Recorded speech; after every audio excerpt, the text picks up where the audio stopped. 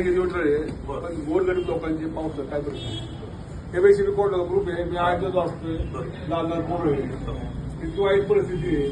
पण तुम्हाला कशा म्हणतो पगार घ्या ज्यादा पैसे घ्यायचे ठेवलं काय तुम्हाला उद्या काळ भाषण कोर्टाला वाढत काढले काढा बोलतो काय वाटतं तुम्हाला त्या मर्यादा आमच्या उल्लंघन झाल्या. मी 15 दिवस पाहतोय ग्रुपवरती त्या पाहतोय कॉमेंट मी केलेलं आहे.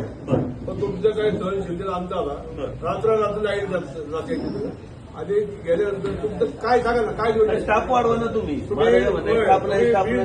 बिल तुमचं आलं आणि बिल बोलतो बंद का इतकं लाईट होती तुमची बिल ॲव्हरेज मिळेल तुमचे 4,000 3,000 तुम्ही सांगता आमच्या संबंध 24 तास लाईट बिल घ्या ना तुम्ही.